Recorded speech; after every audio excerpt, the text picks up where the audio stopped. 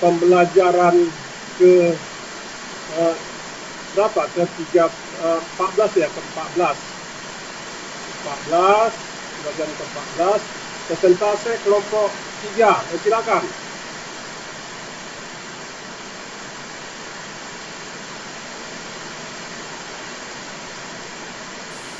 Baik Pak, sebentar ya Pak.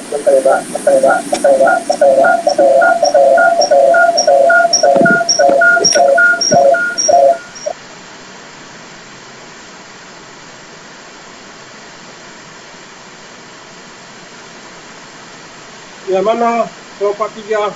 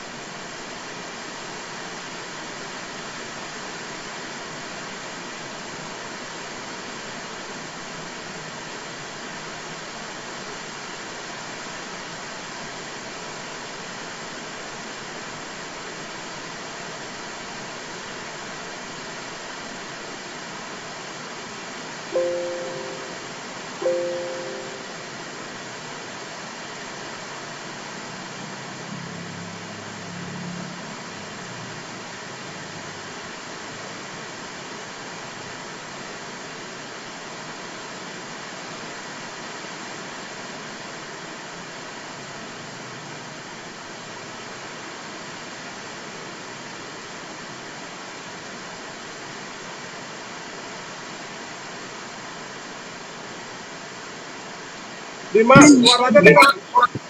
suaranya dengar Dimas? Enggak Pak, Iya. nggak ada suara air. Suara kamu dengar ke saya?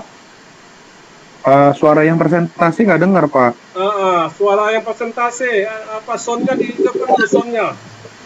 Iya. Belum dimulai Bang. Sorry Pak, ada masalah Pak, bentar ya Pak. Ya. Sudah Pak? Oke, ya, siap. Ya, sebelumnya Assalamualaikum warahmatullahi wabarakatuh. Waalaikumsalam warahmatullahi wabarakatuh. Ya, Assalamualaikum warahmatullahi wabarakatuh. Yang kami hormati Bapak Dr. Nizamuddin SE MSI dan teman-teman yang hadir di kesempatan kali ini. Baik, sebelum memulai presentasi dari kelompok 3, izinkan kami terlebih dahulu untuk memperkenalkan diri. Kami dari kelompok 3, di sini ada Sahria Iska Panggabean, Muhammad Rajali, Ica Dina Manulang, Hairul Hazira Lubis, Iqbal Purnama, Emu Fajira Pemi Hanifah Seningga Bebi Rwandi. Baik, untuk memperhemat waktu, langsung saja materi kami akan sampaikan. Untuk materi yang disampaikan oleh rekan-rekan saya, kepada rekan-rekan saya persilakan dengan segala hormat. Baik, terima kasih. Di sini saya akan tentang praktik suap. Ada apa dengan praktik suap? Atau dari berasal dari bahasa Perancis, yaitu begging, mengemis atau privilege penggelandangan. Rajali, soundnya matikan. Baik Pak. Oke, ya, terus ya.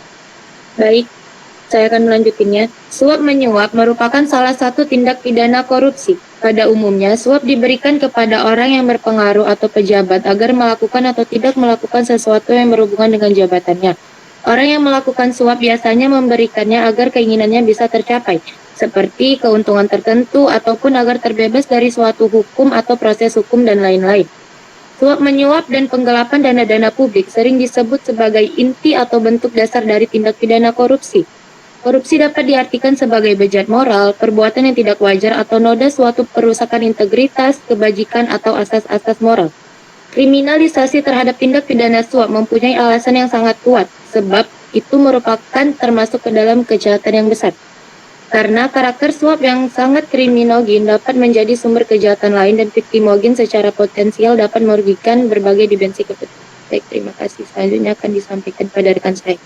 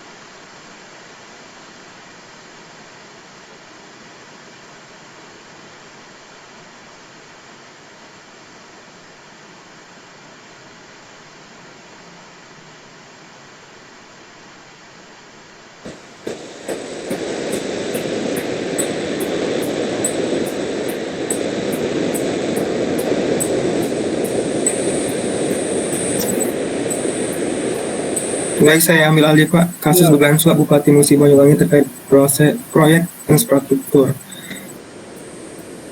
KPK menetapkan Dodi Reja Alex Nurdin, Bupati Musi Banyuasin, Herman Mayori, Kadis PUPR Musi Banyuasin, dan Edi Umari, Kabid SDA pejabat pembuat komitmen Dinas PUPR Musi Banyuasin sebagai tersangka penerima suap, dan Suhandi, Direktur PT Selaras Simpati Nusantara sebagai tersangka pemberi suap.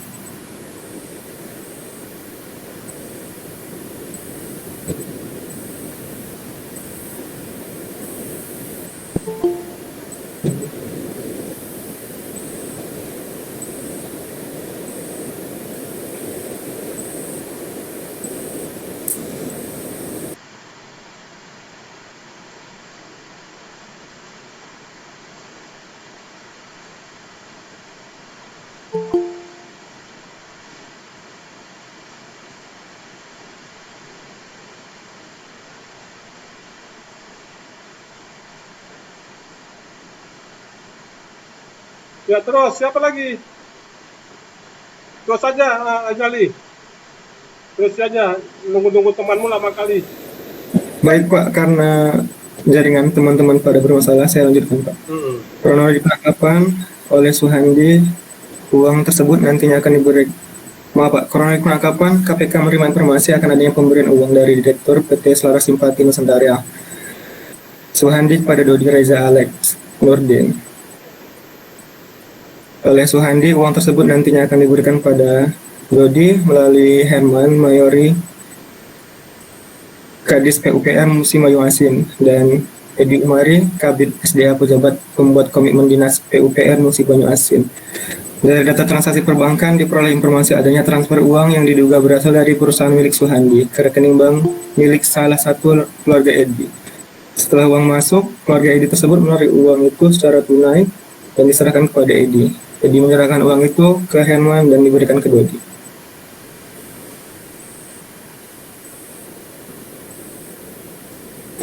Kronologi penahanan 20 hari pertama 16 Oktober 2021 sampai 4 November.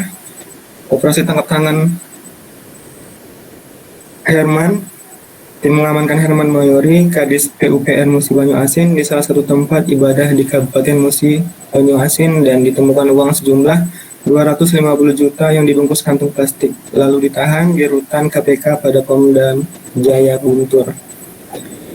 Penangkapan Dodi Reja Alex Nurdin, tim mengamankan Dodi di salah satu lobi Hotel Jakarta, yang selanjutnya dibawa ke Gedung Merah Putih KPK untuk dimintai keterangan, lalu ditahan di rutan KPK, Gedung ACLC KPK. Penangkapan Edi dan Suhandi dan teman-teman lain Tim menangkap Edi Suhandi dan pihak terkait lainnya. Mereka dibawa ke Kejaksaan Tinggi Sumatera Selatan untuk dimintai keterangan, lalu ditahan di rutan KPK Gedung Merah Putih. Untuk keterangan tambahan, uang 1,5 miliar ditemukan KPK dari Haji dan Bupati Dodi yang ditangkap di Jakarta. Pasal-pasal yang dilanggar untuk Dodi, Herman, dan Edi disangka melanggar pasal 12 huruf A atau 12 huruf B atau pasal 11 Undang-Undang Pemberantasan Tindak Pidana Korupsi JU pasal 55 ayat 1 ke 1 KUHP, dan untuk Suhandi disangka melanggar pasal 5 ayat 1 huruf A atau pasal 5 ayat 1 huruf B atau pasal 13 Undang-Undang Pemberantasan Tindak Pidana Korupsi.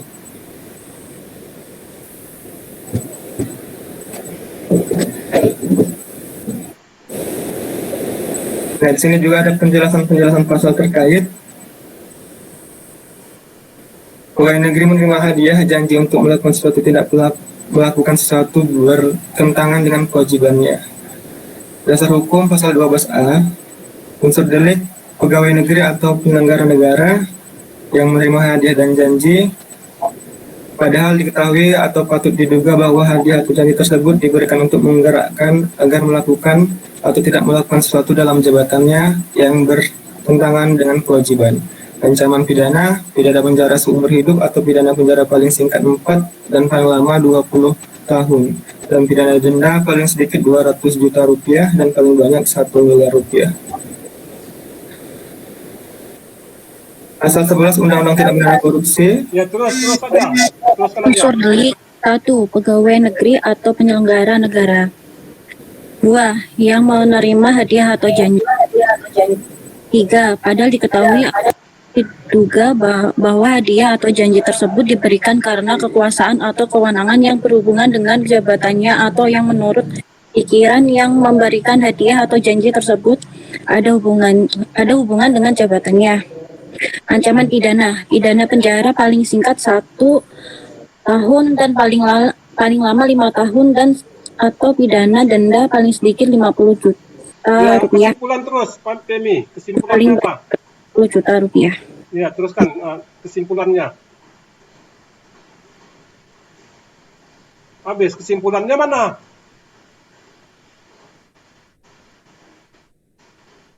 Udah habis, apanya? Ya, jadi itu dia dari kelompok 3. Ya, jadi silakan yang ingin bertanya, satu pertanyaan aja. Ya, Dimas, kamu nanya. Oke. Nah, Kalau gitu ada beberapa pertanyaan. Nggak bisa Pak, cuma satu ya? Satu aja. Oke, jadi menurut teman-teman, kira-kira gimana sih cara KPK mengetahui aliran dana yang dimaksud tadi? Kan ada flow-nya tadi dijelasin. Dari awal dia dikasih, dikasih wewenang si pihak Suhendi sama kawan-kawan supaya dikasih proyek gitu ya, sehingga terus dijanjikan sejumlah uang. Nah, pertanyaannya gimana sih menurut teman-teman si KPK ini bisa ngebaca itu adanya aliran dana yang mengucur ke tersangka gitu, karena kan hal itu sulit dibuktikan, bisa aja tidak berhubungan sama proyek infrastruktur ini gitu. Jadi gimana kira-kira menurut teman-teman ada kaitannya sama tersangka aliran dana tersebut? Terima kasih. Saya jawab, kelompok 3. Secara ringkas saja.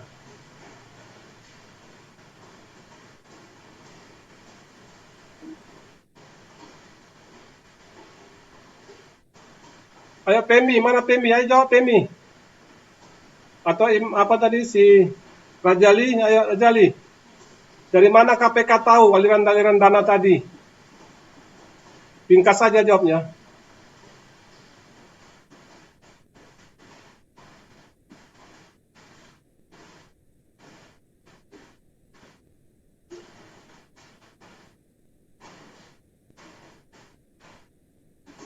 Soundnya dulu dihidupkan.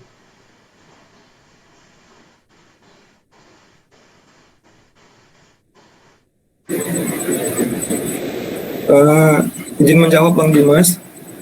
Dari kasus yang kami baca dan saya pribadi menyimpulkan KPK mungkin mengetahui adanya tindak kecurangan karena proyek Suhandi itu langsung dilampirkan di data untuk eh, data untuk apa namanya proses pembangunan infrastruktur di bidang sumber daya air Dinas PUPR Musi Banyu-Asin gitu. Jadi mereka memanipulasi data tersebut supaya Suhandi yang akan memenangkan proyek itu, Bang. Jadi mungkin dari situ kecurigaannya terjadi. Oke, ya terima Iya. kasih. Ya udah Dimas sudah. Jadi bagaimana KPK itu mengetahui ya apa aliran dananya? Jadi saya luruskan aja. KPK itu kan punya sadap, di sadapnya. Jadi dia pembicaraan-pembicaraan yang dicurigai itu disadap sama KPK. Sehingga KPK itu tahu sama siapa dia bicara, berhubungan. Dan aliran-aliran tadi itu, uang-uang tadi kan karena sudah disadap oleh KPK, semua pembicaraan-pembicaraan ya dari yang orang-orang dicurigai tadi itu bisa dapat semuanya. Itu Dimas ya. Terima kasih. Mari kita aplaus kelompok 3. Terima kasih, Pak.